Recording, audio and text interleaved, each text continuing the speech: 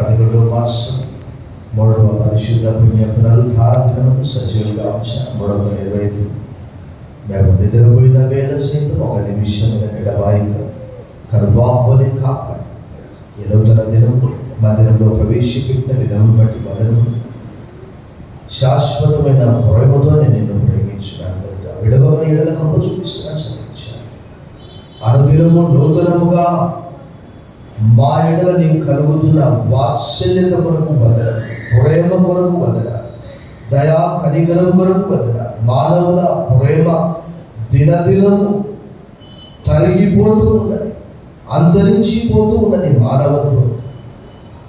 అలాంటిది దేవుడు లోకమును ఎంతో ప్రేమించాడు. ఆయన తన అద్వితీయ కుమారునిగా పుణ్యవాణి యందు విశ్వాసం ఉంచి ప్రతివాడు నశింపగా నిత్య జీవం పొందినట్లు ఆయన అనుగ్రహించాడు.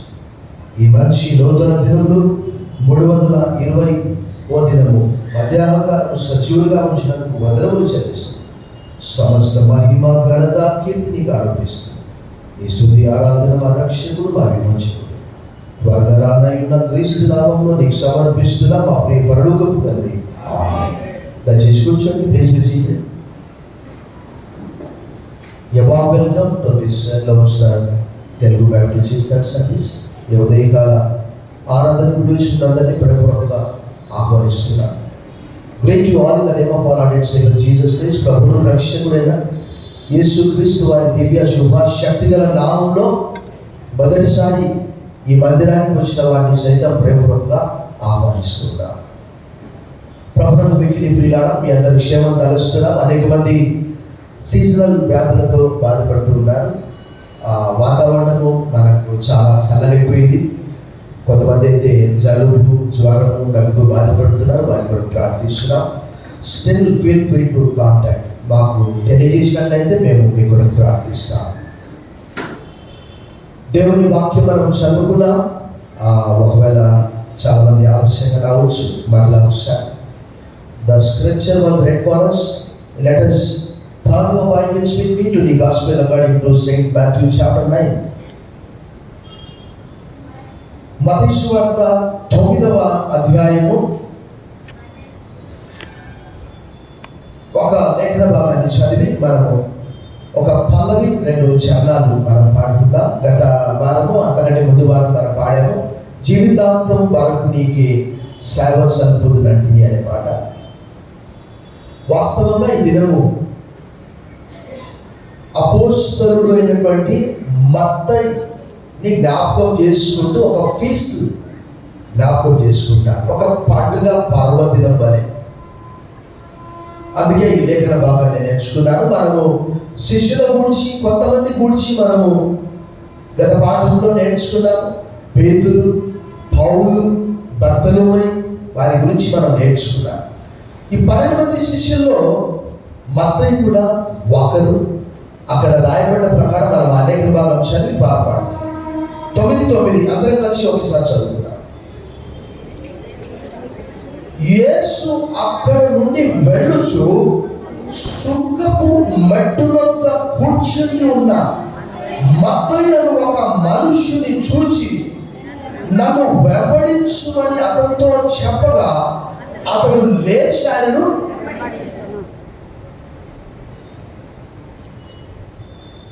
అతడే మొట్టమొదటి సువార్తికుడిగా మారాడు. దీనికి ఒక టైటిల్ మనం పెట్టుకోవచ్చు, the grace that calls, transforms and sends. ఆయన కృప ఏం చేస్తుందంట?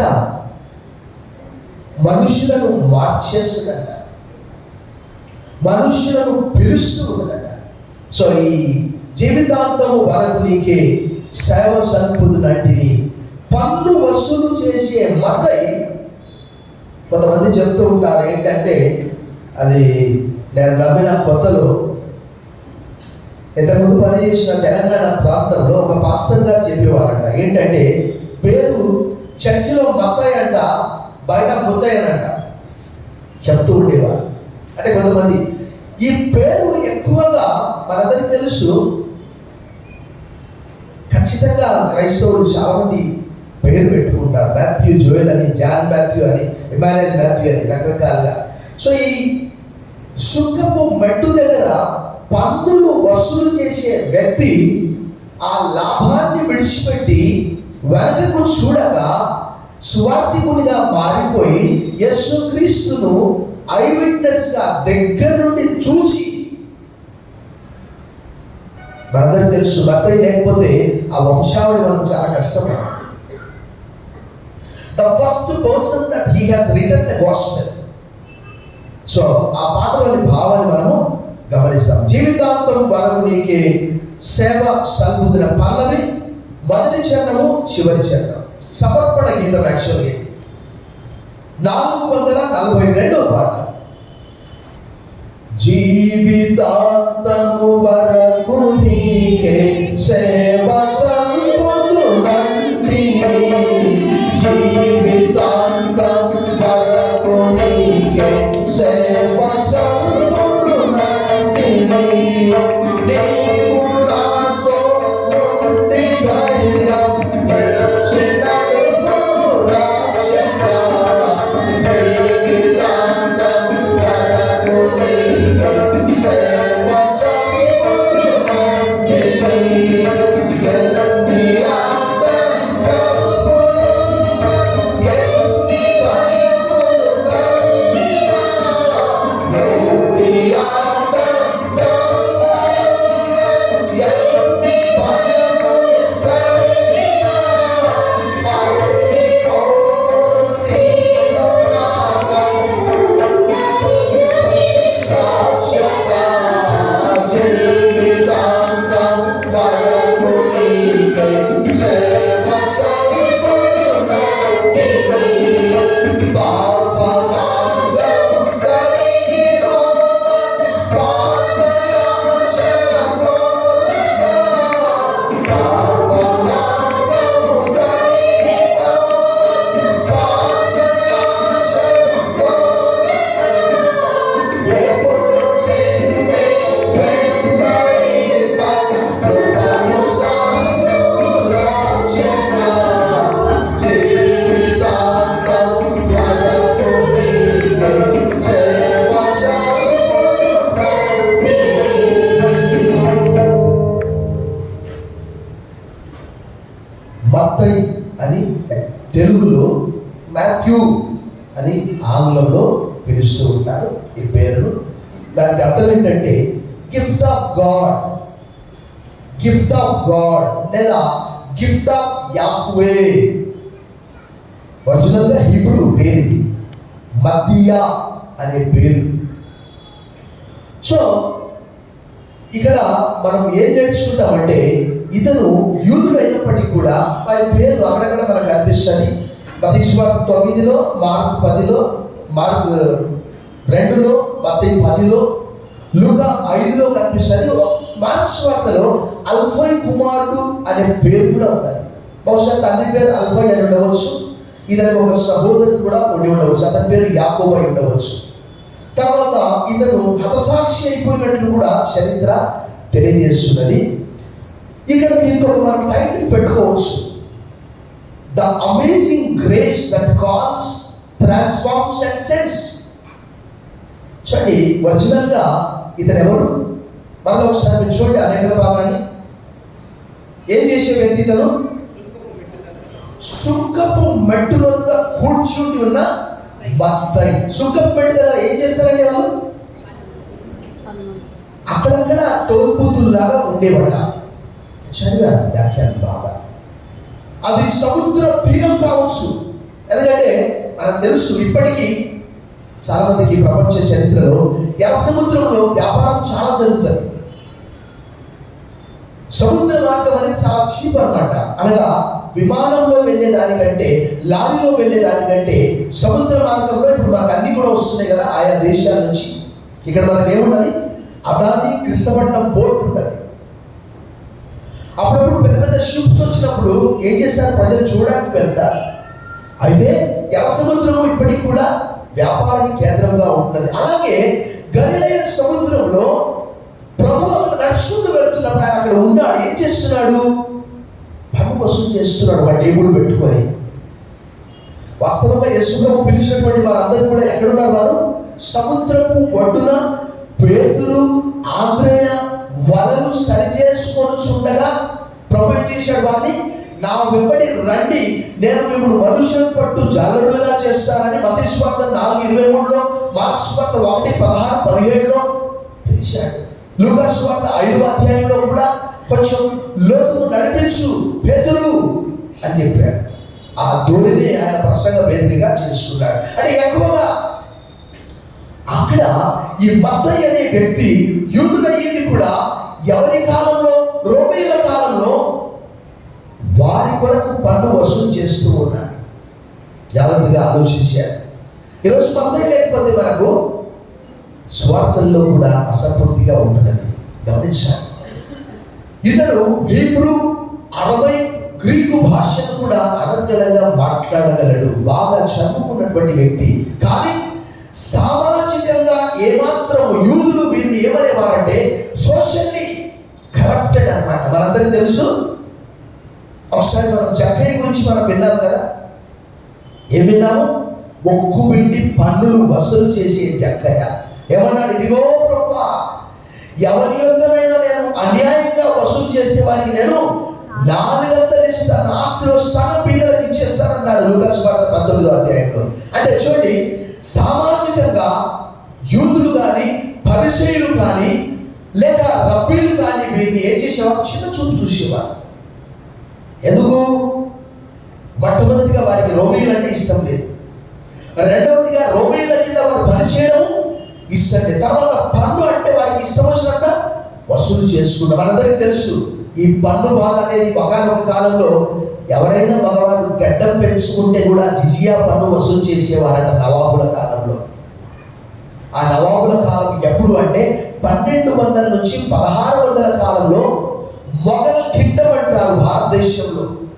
1200 నుంచి 1600 వరకు ఎక్కువ మటుకు ఉత్తర భారతదేశంలో, దక్షిణ భారతదేశంలో టిప్పు సుల్తాన్ లాంటి వారు కూడా పరిపాలించారు.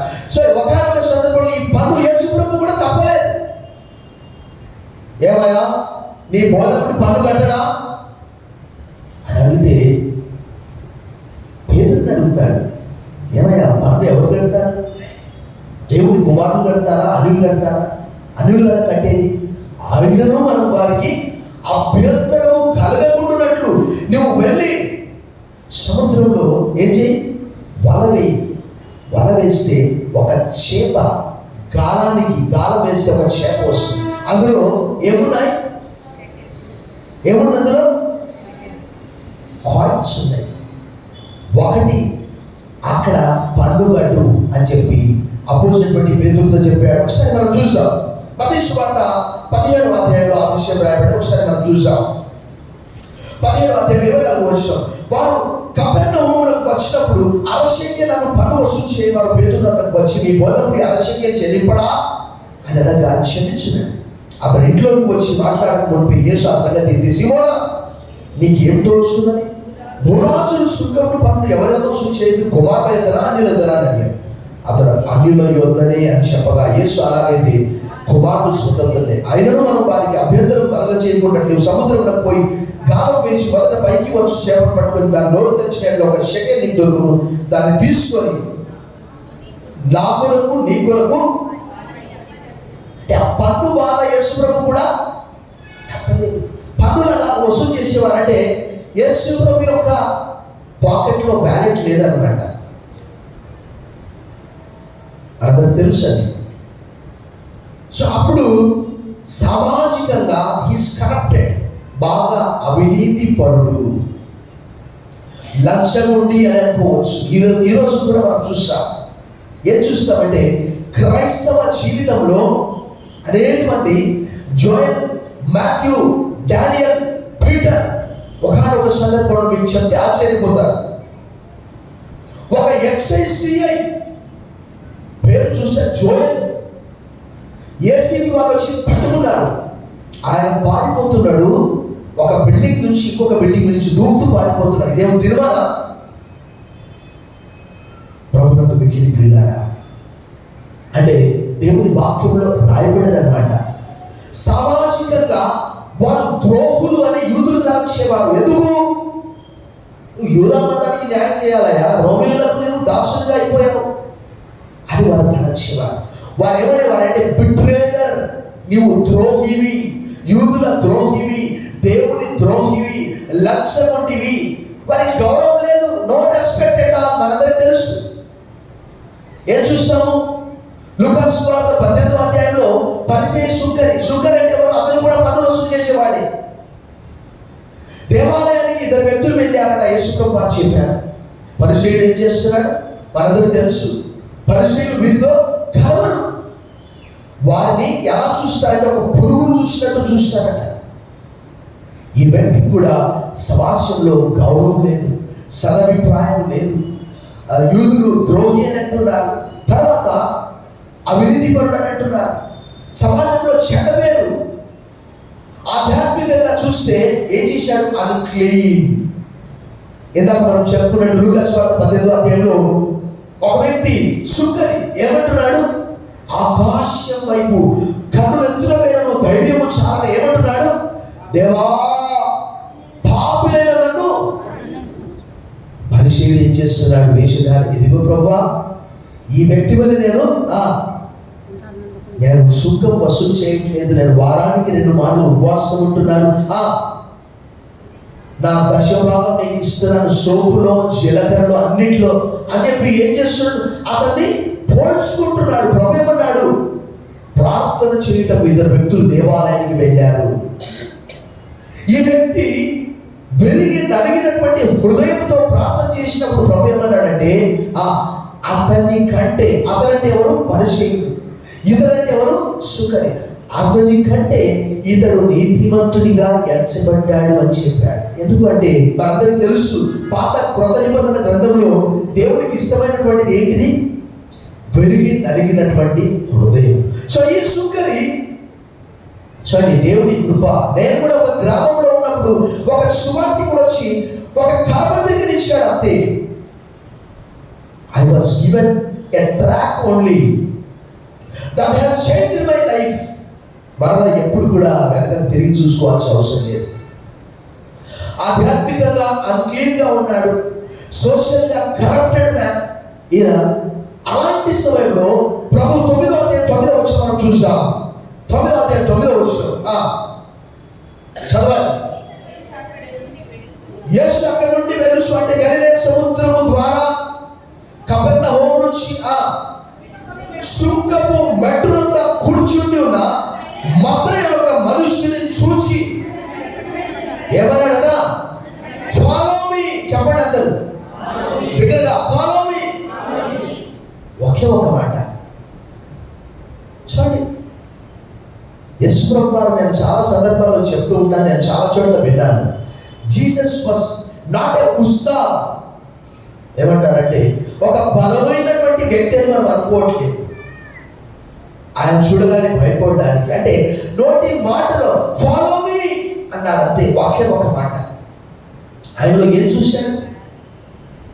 ఆయనలో మంచితనం చూశాడా? ఆయనలో చెడుతనం చూశాడా? మనందరికీ తెలుసు. 3 చోట్ల యేసు ప్రభువు వారు అన్నారు.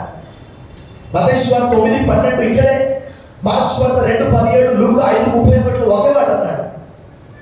రోగులకే కానీ ఆరోగ్యవంతులకు వైద్యులు అక్కర్లేదు, నేను నీతిమంతుల కొరకు రాలేదు, పాపులనే పిలవచ్చును. బిగ్గరగా చప్పట్లు కొట్టి ప్రభువును మహిమపరుస్తాను. ఒక్కసారి ఆలోచన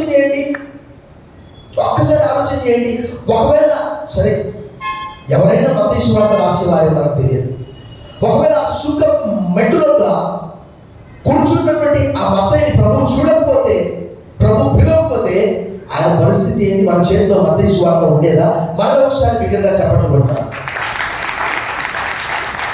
చూద్దాం. 9:9 యేసు అక్కడి నుండి వెలుచు సుంకం పెట్టుగా కూర్చుంటున్న మత్తయి ఒక మనుషుడు చూసి ఏమన్నాడు? నన్ను వెంబడించుమని అతనితో చెప్పగా అతడు లేచి ఆయనను. చూడండి, సమయం ఏమైనా తీసుకున్నాడా? మనకు తెలుసు. అదే మత్తయి సువార్త 8వ పక్క అధ్యాయమే, చూడవలసిన అవసరం లేదు. ఒక వ్యక్తి వచ్చి ఏమన్నాడు? మా తండ్రి చనిపోయాడు, నేను పోయి మా తండ్రిని పాతి పెట్టి వస్తాను. ప్రభు ఏమన్నాడు?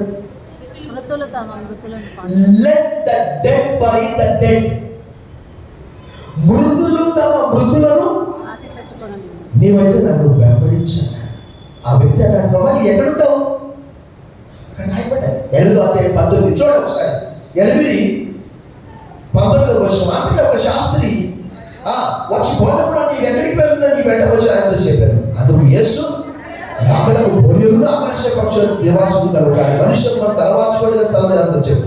శిష్యుల్లో మరేమని, ప్రభా నేను మొదట వెళ్ళి నా తండ్రిని పాతి పెట్టుటకు నాకు సెలవిమ్మని అన్నాడుగా. యేసు అతను చూసి నన్ను వెంబడించు, మృతులు తమ మృతులను అక్కడ కొంత టైం తీసుకుంటున్నాడు. కానీ ఈ వ్యక్తి వెంటనే వెంబడించాడు అంటే అర్థం చేసుకోండి, తనకు వచ్చే లాభాన్ని విసర్జించాడు. మనందరికీ తెలుసు, కొన్నిసార్లు మనం భారతదేశంలో ఒక లైన్మెన్, ఒక విఆర్ఓ, ఆశ్చర్యం అనిపిస్తుంది నాకు. ఏంటి తెలుసా, పేపర్లు చదివితే ఒక సాధారణమైనటువంటి విఆర్ఓ జీతం ఎంత ఉంటుంది? 100 కోట్లు వెనకేసుకుంటారు. చూశాను నేను వైజాగ్లో ఒక విఆర్ఓ, తరతరాలు సరిపడా ధనము. వారు ధనాన్ని నమ్ముతారు, దేవుణ్ణి నమ్మరు. ఆ మత్తయి వచ్చే లాభాన్ని విడిచిపెడుతూ ఉన్నాడు. మనందరికీ తెలుసు పౌలు గారు ఏమన్నారు చెప్పాలి, నేను సమస్తమును ఏం చేస్తున్నాడట, నష్టముగా ఎంచుకుంటున్నాడట. ప్రభువుకు బిగ్గరగా చప్పట్లు కొట్టి ప్రభువు భయపరచండి. ఈ పన్నులు వసూలు చేసేది విడిచి ప్రభు దగ్గరకు వస్తే ఏం దొరుకుతుందండి? అవమానం తప్ప. అందుకే ఏంటంటే నా పాట పాడాను, మరలా పన్ను వసూలు చేయడానికి ఎప్పుడు వెళ్ళలేదు. ఆ పాత జీవితం విడిచిపెట్టాడు, ఆ పన్నులు వసూలు చేసేది మానుకున్నాడు. ఆదాయం ఎంత పోయింది, డిగ్నిటీ ఎంత పోయింది. చూడండి ఒకసారి. దీన్నే ఏమంటారంటే, యాక్చువల్గా దీని టైటిల్ మనం ఇలా పెట్టుకోవచ్చు, Saint Matthew calling and transformation అనే మాట మనం చెప్పుకోవచ్చు. పరిశుద్ధులైన మత్తయి పాపిగా ఉండడం మనందరికీ తెలుసు. సుంకపు మెట్టు దగ్గర ఎవరు ఉంటారంటే పన్నులు వసూలు చేసేవారు ఉంటారు. పన్నులు వసూలు చేసేవారంటే యూదులకు చాలా అసహ్యం అన్నమాట. మనందరికీ తెలుసు, అక్కడ అనేక చోట్ల రాయబడినది. ఎందుకు? మీకు చిన్న ఉదాహరణ చెప్తాను, చెప్పాలి వెంటనే. చక్కయ్య ఇంట్లో నివాసం చేయడానికి వెళ్తుంటే ఏమన్నారు?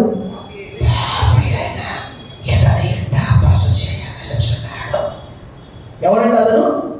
చెప్పాలి మీకు కదా, పాపి. A sinner becomes saint. చూడండి ఎంత విచిత్రం కదా. ఆ మత్తయి ఒక పాపిగా ఉన్నాడు. ప్రభు పిలిచిన వెంటనే ఆ పన్నులు వసూలు చేసేది విడిచిపెట్టి ప్రభువును వెంబడించడం ప్రారంభించాడు. వెంబడించడం మాత్రమే కాదు, అనేక మందికి, అంటే తన వలె ఎంతమంది పన్నులు వసూలు చేస్తున్నారో వారందరినీ కూడా ప్రోగు చేసి ప్రభువు పిలిచి ఒక విందు ఏర్పాటు చేశాడు. చూడండి లూకా సువార్త 5వ అధ్యాయం తీయండి. Turn your Bibles with me to the Gospel according to St. Luke chapter 5. లూకా సువార్త 5వ అధ్యాయం. Gospel according to St. Luke chapter 5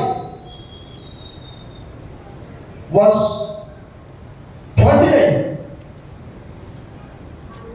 ఆ లేవి, మత్తయికి ఉన్నటువంటి మరొక పేరు ఏంటంటే లేవి, తన ఇంట ఆయనకు గొప్ప విందు చేశాను. చాలు. ఏం చేశాడంట? బైబిల్లో ఉన్నది ఉన్నట్టు మనం చెప్పాలి. మామూలు విందనుందా, గొప్ప విందనుందా? ఆ విందుకి ఎవరెవరిని పిలిచాడు? చూడండి, సుంకరులను, ఇతరులు అనేకులను, వారితో కూడా. ఇక్కడ మనం ఒక సెకండ్ ఆగాలి. మనందరికీ తెలుసు, ఇప్పటికి కూడా భారతదేశంలో సహపంక్తి భోజనం అంటే మనందరికీ తెలుసు, ఉన్నత కులాల వారు తక్కువ కులాల వారితో కూడా కలిసి ఎప్పుడు కూర్చొని భోజనం చేయడం మనకు తెలుసని. మన మనస్సాక్షి తెలుసు. కారణం, కనీసం వారి ఇంట్లో అడుగు కూడా పెట్టరు. వారి ఇంట్లో భోజనం కాదు కదా, నీళ్ళు అంటే ఏమంటారంటే, ఇప్పుడైతే మనకు ఇలాంటి బాటిల్స్ వచ్చాయి కదా, వన్ వాటర్, నాకు వాటర్ ఉంది అంటారు. అలాంటిది ఈ సుంకరి ప్రభువు వెంబడించడం మాత్రమే కాదు, ప్రభు గురించి అనేక మందికి తెలియజేయాలి, ప్రభువు అనేక మందికి పరిచయం చేయాలి. ఇదిగో నా జీవితాన్ని మార్చిన వ్యక్తి ఇతడు కాదా, సుంకం పెట్టు దగ్గర పన్ను వసూలు చేసేవాడిని కదా నేను, ప్రభు నన్ను పిలిచాడు. ఎంత విచిత్రం కదండి. ఒక పాపి ఇప్పుడు మత్తయి గురించి 1-2 మాటలు చెప్పండి, మీరు చెప్పండి. ఇప్పుడు ఏమని పిలవాలి మత్తయిని? ఎందుకు ఆలోచన చేస్తున్నారు? అపోస్తలుడైన మత్తయి. దగ్గరగా చెప్పండి, ప్రభుత్వం భయపరచండి. ఎంత విచిత్రం కదా, ఎంత విచిత్రం కదా. సో ప్రభు మనం ఎక్కడ కూర్చున్నప్పటికీ, ఆయన సుఖం పెట్టి దగ్గర కూర్చున్నాడు. మనం ఎక్కడ కూర్చున్నప్పటికీ, I was in the village and God has sent me a gospel. God wanted to call everyone, every nook of the corner. ఈ లేఖనాన్ని జాగ్రత్తగా చదవాలి మనం. ఆయన పిలువబడిన వెంటనే ఏం చేశాడట? ఒక గొప్ప విందు ఏర్పాటు చేశాడట. ఈ రోజుల్లో వాస్తవంగా అది జరగట్లేదు. మన పక్కవారిని పిలిచి మనము సువార్త చెప్పడం లేదు. మన పక్కవారిని మన భోజనానికి ఇన్వైట్ చేయట్లేదు. వారు పాపులు కావచ్చు, ఎందుకంటే దేవుడి వాక్యంలో వారందరూ కూడా ఏం చదివారు తెలుసా? చూడండి, మత్తయి సువార్త 9వ అధ్యాయం ఇందాక మనం చదివాం కదా. చూడండి, మత్తయి సువార్త 9వ అధ్యాయం 10వ వచనం, ఇంటిలో భోజనంలో యేసు కూర్చుండి ఉండగా ఇదిగో సుంకరులు పాపులు అనేకులు వచ్చి ఆయన ఎందుకు ఆయన శిష్యులతో కూర్చుండి, పరిచయులు అది చూసి మీ బోధకుడు సుంకరులతోనూ పాపులతోనూ కలిసి ఎందుకు చూసారా? నేటికి కూడా ఉన్నత కులాల వారు ఈ నిమ్న జాతి ప్రజల్ని ఎప్పుడు కూడా, కానీ ప్రభు వచ్చి మనందరికి తెలుసు, ప్రభు వచ్చి ఒకే ఒక మాట నేను చెప్తాను. 300 కోట్ల మంది ఈరోజు ప్రపంచవ్యాప్తంగా ప్రభువును విశ్వసించడానికి గల కారణం ఏంటంటే, ఆయన తన దేవత్వాన్ని విడిచిపెట్టి భూమి మీదకి వచ్చి ప్రతి మానవునితో ఇలాంటి సుంకరి అయినటువంటి ఈ మత్తయి లాంటి వారిని పిలిచి పరిచర్య కొరకు పవిత్రపరిచి, పరిశుద్ధపరిచి, అభిషేకించి, అపోస్తలుడిగా సిద్ధపరిచి, ప్రపంచవ్యాప్తంగా భూమిని ఆకాశాన్ని తలక్రిందులు చేసేవారు ఇక్కడ కూడా వచ్చి ఉన్నారు అని అపోస్తలుల కార్యం 17:6 రాయబడ్డారు. ఈ మత్తయి యేసుక్రీస్తుకు ఒక ప్రత్యక్ష సాక్షిగా మారిపోయాడు. బిగ్గరగా చప్పట్లు కొట్టి ప్రభువుని దేవుని వాక్యము తెలియజేస్తున్నది. ప్రభువునందు మిగిలి ప్రియులారా, ప్రభు ఒక మాట అన్నాడు. ఏమన్నాడు తెలుసా? పాత నిబంధన ప్రకారం మనందరికీ తెలుసు, పవిత్రమైనవి అపవిత్రమైనవి, తర్వాత యూదులు ఇతరులతో అన్యజనులతో సాంగత్యం చేయరు, ఆ విషయాలన్నీ కూడా పేదలు తెలియజేస్తాడు. కానీ ఇక్కడ ప్రభు ఒక మంచి మాట అన్నాడు తెలుసా? వాక్యం బాగా చదవాలి. ఇదే లేఖన భాగం మత్తయి సువార్త 9, మార్కు సువార్త 2, లూకా 5లో రాయబడ్డది. దానికంటే ముందుగా ప్రభు పక్షవాయు గల వారిని బాగు చేశాడు. మార్కు సువార్తలో అయితే ప్రభు లోపల ఉన్నప్పుడు గిరిగిరిసిన జనం కాబట్టి ఏం జరిగింది? పైన కప్పు తీసి లోపలికి వచ్చాడు. బ్రహ్మన్నాడు, మొట్టమొదటిగా నీ పాపములు క్షమింపబడి ఉన్నవి, నీ పరుపెత్తుకొని లేచి నడుమన్నాడు. వారందరూ ఆ 3 సువార్తల్లో రాయబడ్డది. ఓ దేవుని యొక్క మహిమ ఇతని ఎంత మనం చూస్తున్నాం, ఇతను ఎవరు పాపములు క్షమించడానికి అన్నాడు. ప్రభు మంచి మాట అన్నాడు. మన వాక్యం బాగా నేర్చుకోవాలి. ఏమన్నాడంటే ఒకే ఒక మాట అన్నాడు, నేను కనికరమునే కోరుచున్నాను కానీ బలిని కోరు. దాని భావం ఏంటో పోయి మీరు తెలుసుకోండి అన్నాడు. అది కూడా ఆయన స్వంతంగా చెప్పలేదు. హోషేయ గ్రంథము 6:6 మనం చదువుతాం. Book of హోషేయ 6:6. హోషేయ గ్రంథము 6వ అధ్యాయము 6వ వచనం. నేను బలిని కోరను కానీ కనికరమునే కోరుచున్నాను, దహన బలుల కంటే దేవుని గురించిన జ్ఞానము. ఇక్కడ ఒక సుంకరి వారందరూ అంటున్నారు, ఏంటయ్యా సుంకరులతో పాపులతో మీ బోధకుడు భోజనం చేస్తున్నాడు అంటే ప్రభు అన్నాడు, రోగులకి కానీ ఆరోగ్యవంతులకు బయలుదక్కర్లేదు, నేను నీతిమంతుల వరకు రాలేదు, పాపుల కొరకే నేను వచ్చాను అని అన్నాడు. మత్తయి సువార్త 9వ అధ్యాయంలో మనం చూసాం. మత్తయి సువార్త 9వ అధ్యాయం 11వ వచనం 12వ వచనం. ఆయన ఆ మాట విని, రోగులకే కానీ ఆరోగ్యం గల వారికి వైద్యులు, అయితే నేను పాపులను పిలువవచ్చింది కానీ నీతిమంతులను పిలువరాలేదు, కనుక కనికరమునే కోరుచున్నాను కానీ బలిని కోరను అన్న వాక్య భావం ఎంత మీరు వెళ్ళి.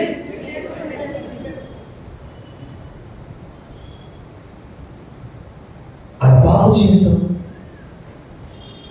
ఆయన పిలిచిన వెంటనే విధేయత, ఆయన ట్రాన్స్ఫర్మేషన్, ఆయన అపోస్తలునిగా మారి క్రీస్తు శిలువకు, క్రీస్తు మరణానికి, క్రీస్తు పునరుద్ధానానికి ప్రత్యక్ష సాక్షిగా, క్రీస్తు ప్రవచనాలన్నీ మత్తయి సువార్తలో ఎక్కువగా యెషయా గ్రంథంలో నుంచి రాయబడినటువంటి అనేకమైనటువంటి విషయాలు 7వ అధ్యాయం 14, యెషయా గ్రంథం 9వ అధ్యాయం 6వ వచనము, మీకా గ్రంథంలో 5వ అధ్యాయము, అవన్నీ కూడా ఎక్కువగా యెషయా గ్రంథంలో నుంచి భక్తుడు మత్తయి శిష్యుడు కోట్ చేశాడు. అన్నిటికంటే మంచి వంశావళి తీసుకొని వచ్చాడు. క్రీస్తును రాజుగా 2వ అధ్యాయంలో యూదులకు రాజుగా పుట్టినవాడు ఎక్కడ ఉన్నాడు? మేము ఆయన నక్షత్రమును చూసి ఆయన పూజించడానికి మేము వచ్చాం. We have seen of his star. ప్రభుత్వం మీకు ప్రియులారా, పాత జీవితానికి మరలా ఇందాక మనం పాడుకున్నటువంటి ఆ పాటలో పాత జీవితానికి మరలా ఎప్పుడు కూడా ఆయన వెళ్ళినట్టు మనకు ఆ చివరి చరణ మనం ఒకసారి పాడదాం. 190వ పాటలో ఒకసారి మనం పాడదాం. పాప మార్గము దానికి పోవక పాత ఆశల కోరక. 442వ పాట. పాప మార్గము దానికి పోవక పాత ఆశల కోరక, పాప మార్గము దానికి పోవక పాత ఆశల కోరక, ఎప్పుడు నిన్నే వెనుకడి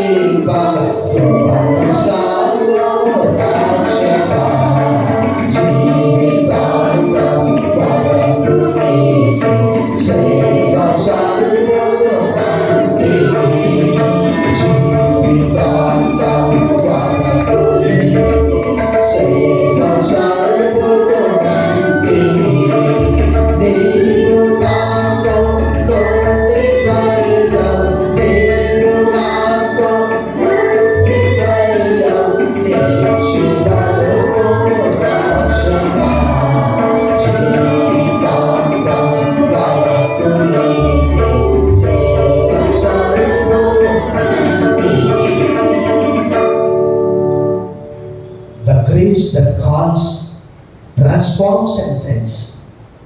The obedience of Matthew, the transformation of Matthew. ఆయన ఇథియోపియా దేశానికి వెళ్ళి హతసాక్షి అయిపోయాడట. ఎన్నో పుస్తకాలు చదవాల్సిన అవసరం లేదు. బైబిల్ గ్రంథానికి వ్యాఖ్యానం బైబిలే.